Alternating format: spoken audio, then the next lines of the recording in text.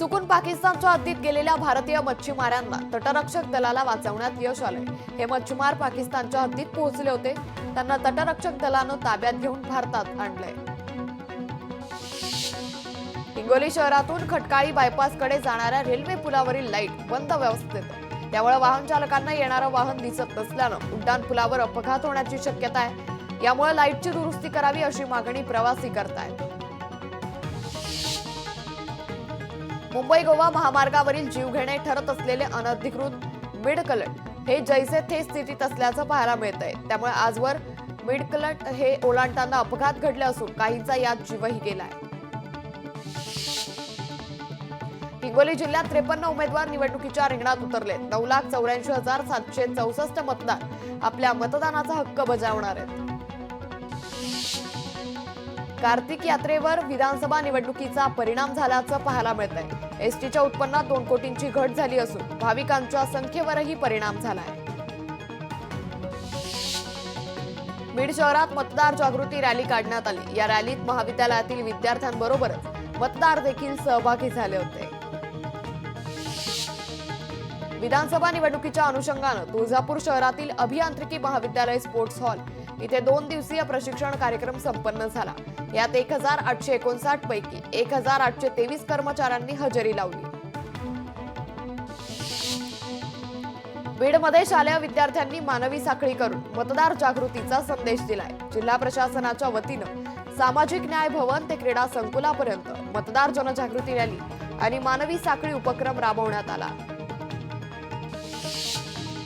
रायगड जिल्ह्यातील 7 विधानसभा मतदारसंघात 20 नोव्हेंबर रोजी मतदान होत असून यासाठी जिल्हा प्रशासन आणि पोलीस दल सज्ज झालंय।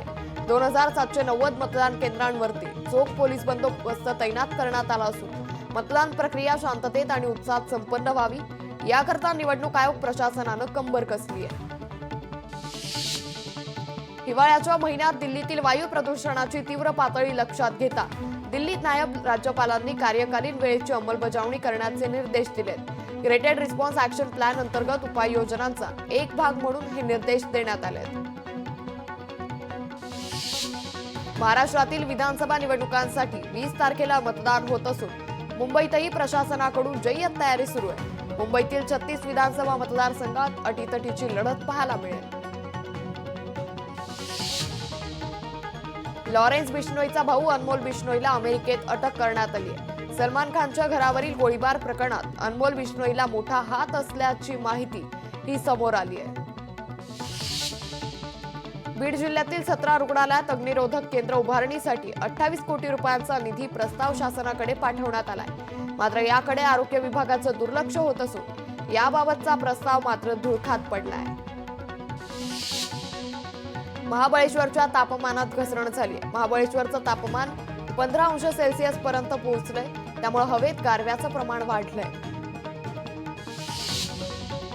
हिंगोली जिल्ह्यात तूर पीक जोमात आहे। मात्र वातावरण बदलामुळे तूर पिकावर मोठ्या प्रमाणात अळीचा प्रादुर्भाव वाढलाय। महागड्या औषधी फवारूनही काही उपयोग होत नसल्याचं चित्र आहे। यानंतर उर्वरित महत्त्वाच्या बातम्यांचा वेगवान आढावा घेऊयात। कांद्याच्या दरात मोठी वाढ झाली आहे। कांदा आता थेट 100च्या उंबरठ्यावर आहे। कांद्याचे दर 80 ते 100 रुपये किलोवर पोहोचले। कांद्याचे दर वाढल्यानं सर्वसामान्यांना फटका बसलाय।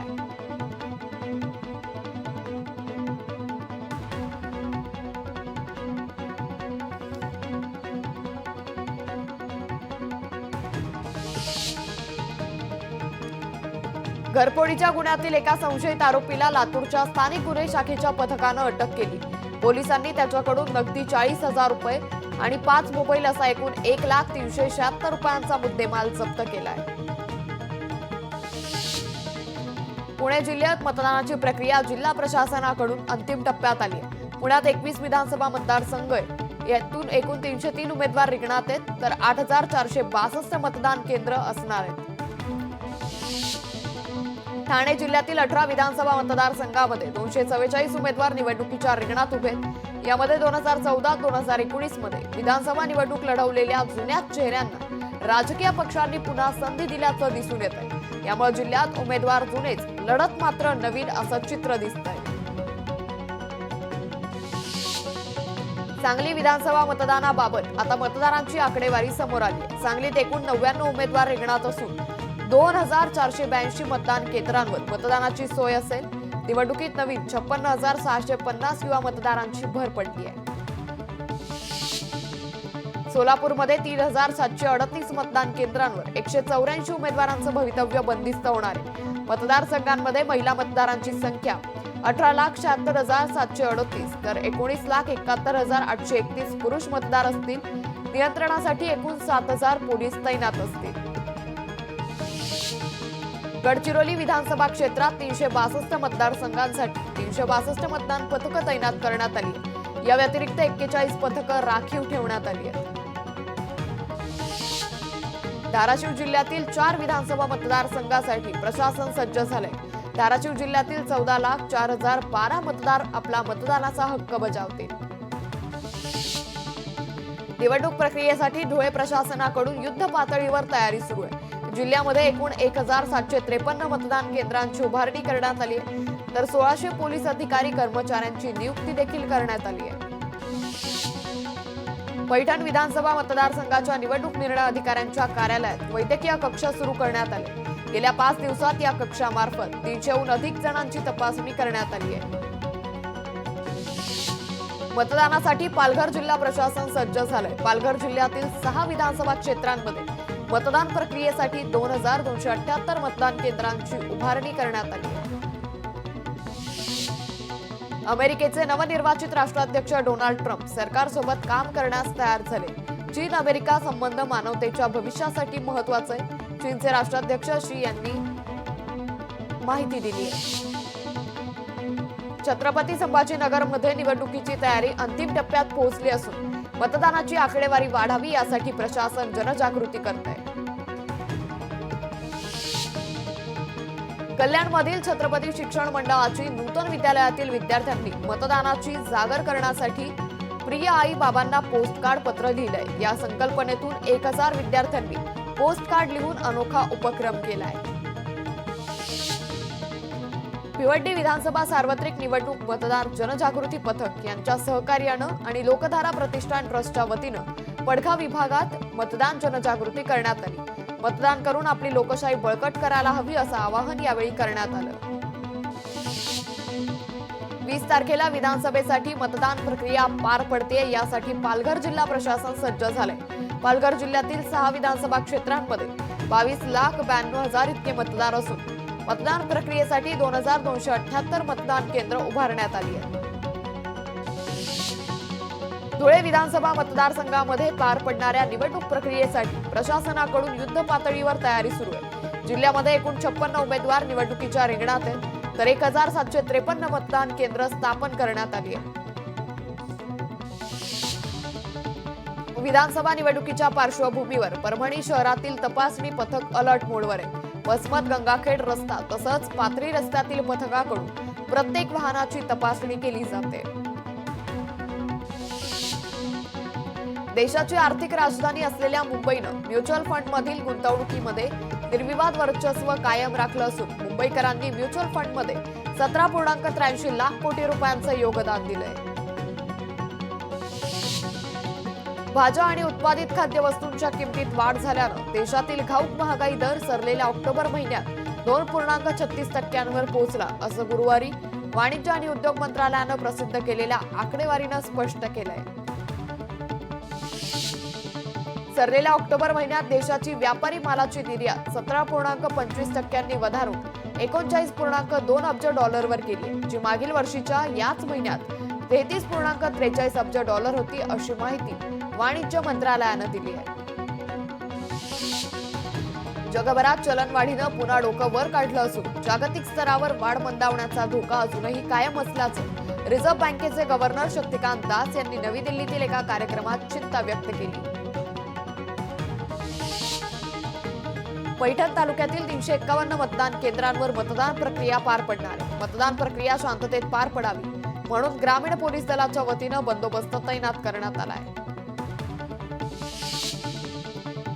चालू आर्थिक वर्षातील पहिल्या 6 महिन्यात सार्वजनिक क्षेत्रातील बँकांनी चांगली कामगिरी केली. या बँकांनी निव्वळ नफ्यात सुमारे 26% वाढ नोंदवली आहे। याचबरोबर बँकांच्या व्यवसायात लक्षणीय वाढ झाली असून बुडीत कर्जांमध्ये घट झाली आहे, अशी माहिती केंद्रीय अर्थ मंत्रालयाने दिली। नुकत्याच झालेल्या पंढरपूरच्या कार्तिकी यात्रेमध्ये विठ्ठल रुक्मिणी चरणी 3,57,00,000 रुपयाचं दान आलंय। यामध्ये 21 लाख रुपयांचे ऑनलाईन दान आले, तर विठ्ठलाच्या चरणावर 41 लाखांचं इतर योजनातून उर्वरित दान आले।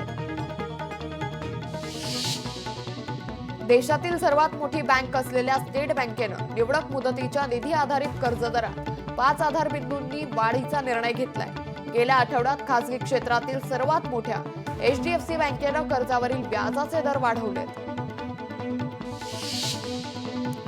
जीएसटी भरणा करदात्यांना केंद्र सरकारनं मोठा दिलासा दिलाय। जीएसटी रिटर्न भरण्यासाठी जीएसटी अंमलबजावणी समितीकडून मुदतवाढ करण्यात आली। महाराष्ट्र आणि झारखंडमधील मतदानामुळे 20 ऐवजी 21 नोव्हेंबर पर्यंत मुदतवाढ करण्यात आली आहे।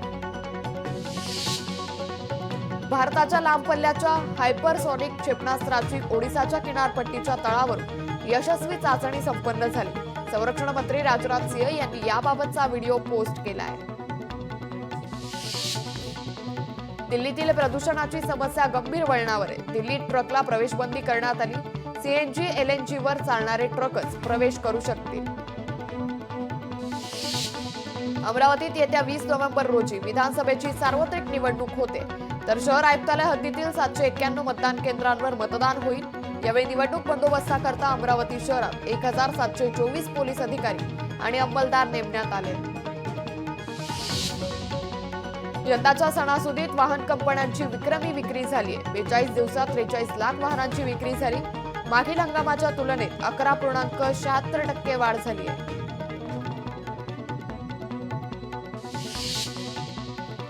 राज्यात येत्या 2 ते 4 दिवसात गारठ्याचं प्रमाण वाढणार आहे। गेल्या 4 दिवसात आकाश निरभ्र झाल्यानं वातावरण थंड वाढण्यासाठी अनुकूल आहे। उत्तर भारतात थंडीचं प्रमाण वाढू लागल्यानं हळूहळू राज्यातही थंडी वाढतीये।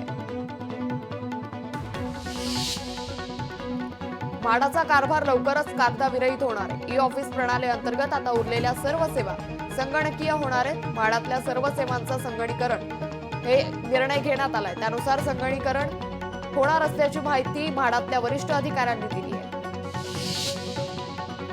सिंधुदुर्ग जिल्ह्यात परतीचा आणि अवकाळी पावसामुळे भात शेती पूर्णतः नष्ट झाली आहे। पिकात पाणी जाऊन भात भिजून वाया गेलाय। यामुळे भात उत्पादक शेतकऱ्यांचं मोठं नुकसान झालंय। भिवंडी शहरातील डॉक्टर APJ अब्दुल कलाम उड्डाणपुलाखाली खासगी पाण्याचा टँकर टायर फुटल्यानं डिव्हायडरवर आदळल्याची घटना घडली। यामध्ये कोणतीही जीवितहानी झाली नाही। जयपूरमध्ये श्वान आणि बिबट्याच्या झुंजीचा थरार समोर आलाय। बिबट्यावर श्वान भारी पडल्याचा व्हिडिओ समोर आला, तर श्वान भारी पडत असल्याचं लक्षात येताच बिबट्या पसार झाला। नोएडाच्या भौलोलपूरमध्ये 3 मजली इमारतीचा काही भाग कोसळलाय। ढिगाऱ्याखाली अडकलेल्या 2 कामगारांना वाचवण्यात यश आलं असून उपचारासाठी त्यांना रुग्णालयात दाखल करण्यात आलंय। पुणे शहरात सायबर गुन्हेगारीत वाढ झाली आहे। शहरात वेगवेगळ्या 6 घटनांमध्ये 6 जणांची 38,97,713 रुपयांची फसवणूक करण्यात आली। नांदेडच्या अर्धापूर तालुक्यातील लहान तांडा इथे 2 घराला आणि गोठ्याला आग लागल्याची घटना घडली। आगीत 8 शेळ्यांचा होरपळून मृत्यू झालाय, तसंच अन्नधान्य आणि संसार उपयोगी साहित्य जळून खाक झालंय। यामुळे शेतकऱ्याचं लाखो रुपयांचं नुकसान झालंय। रशियाने रविवारी युक्रेनवर मोठ्या प्रमाणात ड्रोन आणि क्षेपणास्त्र हल्ला केल्याची माहिती अध्यक्ष व्होलोदिमीर झेलेन्स्की यांनी दिलाय, तर गेल्या 3 महिन्यातील सर्वात मोठा हल्ला असल्याची माहिती आहे। या हल्ल्याद्वारे रशियानं ऊर्जेसंबंधी पायाभूत सुविधा आणि सामान्य नागरिकांना लक्ष्य केल्याचं युक्रेनकडून सांगण्यात आलं। अकोला जिल्ह्यातील अकोट तालुक्यातील शहापूर इथे विद्युत खांबावरील वीज वाहक तार अंगावर पडून एका बैलाचा जागीच मृत्यू झाला। या दुर्घटनेनं शेतकऱ्याचं मोठ्या प्रमाणात नुकसान झालं असून वीज वितरण कंपनीच्या कामाबाबत नागरिकांनी नाराजी व्यक्त केली आहे। दिल्लीतील एका रुग्णालयातून एका बाळाचं अपहरण करण्यात आलं। बाळाचं अपहरण करणाऱ्या दोघांना उत्तर प्रदेशातील शहाजहांपूरमधून अटक करण्यात आली। शेंद्रा MIDC मध्ये मद्य निर्मिती करणाऱ्या रॅडिको डिस्टिलरी कंपनीत 15 वर्ष जुनी टाकी वेल्डिंग करताना फुटली। या दुर्घटनेत 4 मजुरांचा मृत्यू तर 4 मजूर जखमी झाले। या घटनेला घडून 52 तास झाल्यानंतर अखेर करमाड पोलिसांनी जखमी मॅनेजरच्या तक्रारीवरून सदोष मनुष्यवधाचा गुन्हा दाखल केलाय। पैठण शहरातील इंदिरानगर परिसरात अवैधरित्या देशी बिगरी दारू विक्री करणाऱ्या विरुद्ध कारवाई करण्यात आली। या कारवाईत 38,400 रुपयांचा मुद्देमाल जप्त करत पोलीस ठाण्यात गुन्हा दाखल करण्यात आलाय।